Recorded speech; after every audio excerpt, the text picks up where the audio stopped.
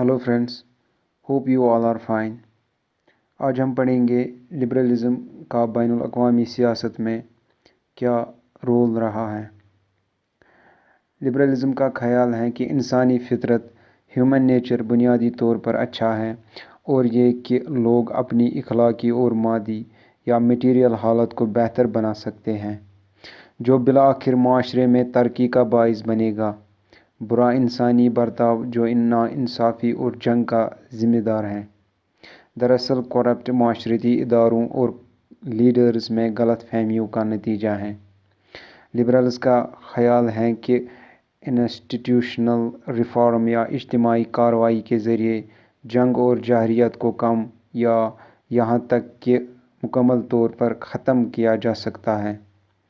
Liberal सोच के मुताबिक इंसानी आज़ादी की तौसीह जमहूरियतों और मार्केट कैपिटलिज़म के ज़रिए बेहतरीन तौर पर हासिल की जाती हैं। कैपिटलिज़म यानी सरमायादाराना निज़ाम। Capitalism means an economic and political system in which a country's trade and industry are controlled by private owners. Liberal theory की शुरुआत 18वीं सदी के रोशन ख़याली एनलाइटनमेंट, 19वीं सदी की सियासी और माशी लिबरलिज़म और 20वीं सदी के विल्सोनियन आइडियलिज़म के उम्मीद परस्ती में पाई जाती हैं। Optimism means hopefulness and confidence about the future. Enlightenment means the gaining of knowledge and understanding.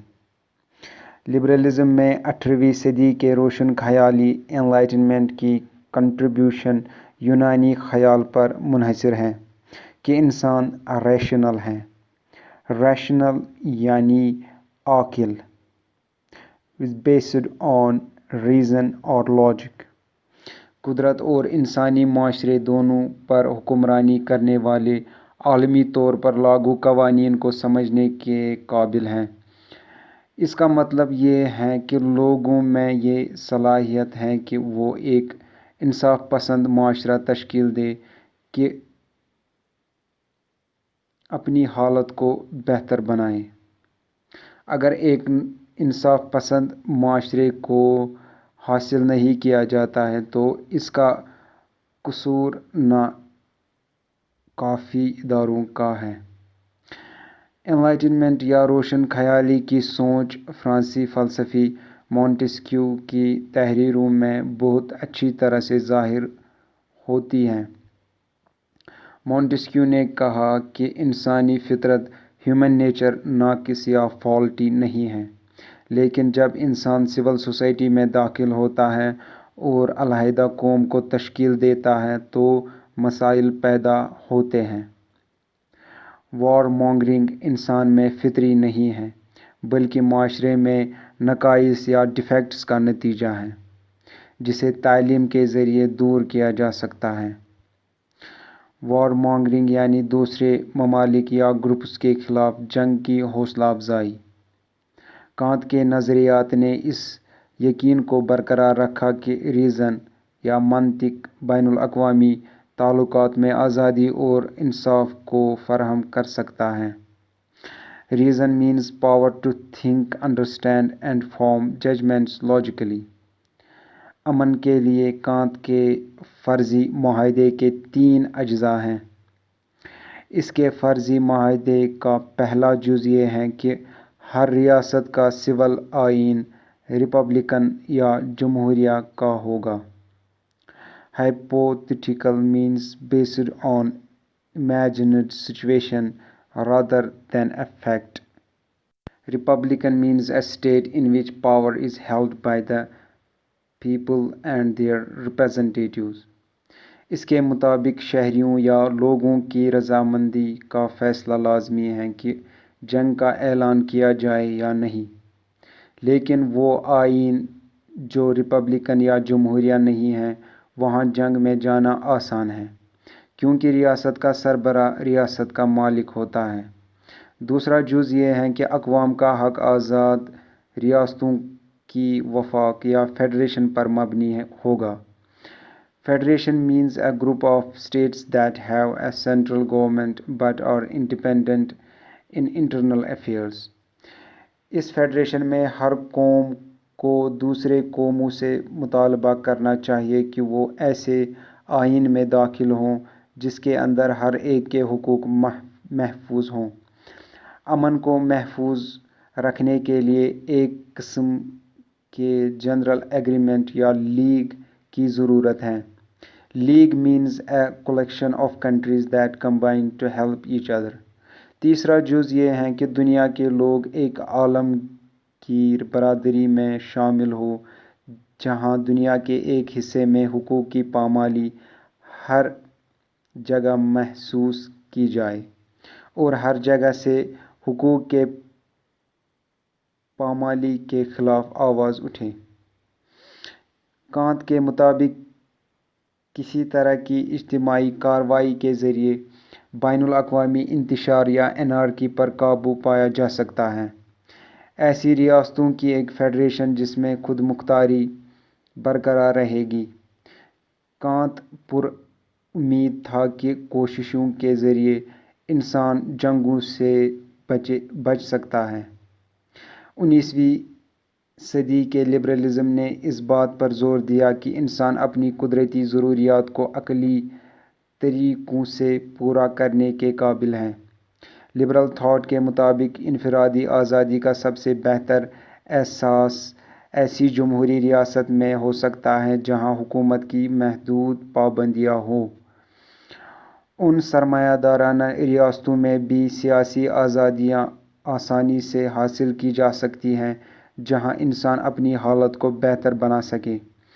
اسی طرح انفرادی اور اجتماعی اکنامک گروتھ کو زیادہ سے زیادہ کرنے کے لیے حکومتوں کو فری مارکیٹ اور فری فلو آف ٹریڈ کی اجازت دینی ہوگی، تب ہی معیشتیں یا اکانومیز پنپ سکتی ہیں۔ رچرڈ کوبڈن حکومت کے ذریعے استعمال ہونے والی ظالمانہ طاقت کے خلاف تھا۔ ان کا ماننا تھا کہ آزاد تجارت سے ایک پرامن عالمی نظم پیدا ہوگا اور تمام ریاستوں کو باہمی فائدہ ہوگا۔ انہوں نے اس بات پر زور دیا کہ آزادی کی ترقی کا دارومدار امن کی بحالی، تجارت کے پھیلاؤ اور تعلیم کے پھیلاؤ پر ہے۔ انٹرڈیپینڈنس لبرل تھیوریز تجارتی اور معاشی تعلقات کے بارے میں نظریات کی بنیاد ہیں۔ انٹرڈیپینڈنس یعنی ایک دوسرے پر انحصار، ڈیپینڈنٹ آن ایچ ادر۔ اس طرح کی سوچ کا 19ویں صدی میں کمرشل لبرلزم کے ابھر جانے تک پتہ لگایا جا سکتا ہے۔ ڈیوڈ ریکارڈو کی کلاسیکل اکنامیز اور نام نہاد مانچسٹر لبرلز رچرڈ کوبڈن اور جان برائٹ کے نظریات پر مبنی ہے۔ کمرشل لبرلزم یعنی لبرلزم کی ایک شکل جو آزاد تجارت کے معاشی اور بین الاقوامی فوائد پر زور دیتا ہے، جس سے باہمی اور عام خوشحالی کے ساتھ ساتھ ریاستوں میں امن بھی قائم ہوتا ہے۔ A form of liberalism that emphasizes the economic and international benefits of free trade, leading to mutual benefit and general prosperity as well as peace amongst states۔ Commercial liberalism کا اہم موضوع آزاد تجارت کی خوبیوں پر اعتقاد تھا۔ کوبڈن اور برائٹ نے دلیل دی کہ آزاد تجارت مختلف نسلوں، عقائد اور زبانوں کے لوگوں کو ایک ساتھ کرے گی، جس کو کوبڈن نے بیان کیا "the bonds of eternal peace"، ابدی امن کا بندھن۔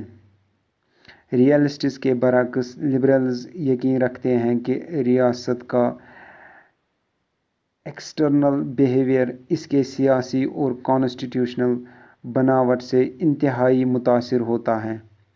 یہ ریپبلکن لبرلزم کی ایک روایت سے ظاہر ہوتا ہے جو ووڈرو ولسن سے شروع ہوا۔ ریپبلکن لبرلزم یعنی لبرلزم کی ایک شکل جو جمہوری حکومت کے فوائد کو اجاگر کرتی ہے اور خاص کر جمہوریت اور امن کے درمیان رابطے پر زور دیتا ہے۔ a form of liberalism that highlights the benefits of republican rather than monarchical government, and in particular emphasizes the link between democracy and peace. اگرچہ آمرانہ یا اتھارٹیرین ریاستیں فطری طور پر عسکریت پسندانہ اور جارحانہ دکھائی دیتی ہیں، لیکن جمہوری ریاستوں کو قدرتی طور پر پرامن سمجھا جاتا ہے، خاص طور پر دوسری جمہوری ریاستوں کے ساتھ ان کے معاملات میں۔ اس روشنی میں لبرلز نے جمہوریت کو امن کی ضمانت کے طور پر دیکھا ہے۔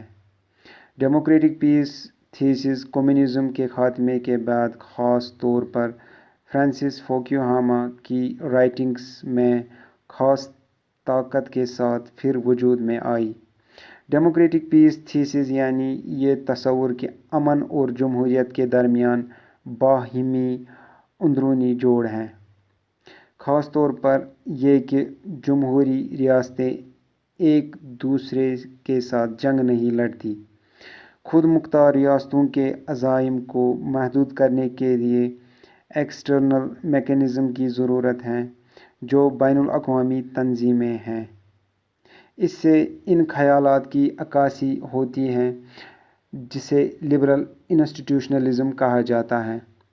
لبرل انسٹیٹیوشنلزم یعنی ایک نقطہ نظر جو لبرل اصولوں اور اہداف کے حصول میں اداروں کے کردار پر زور دیتا ہے۔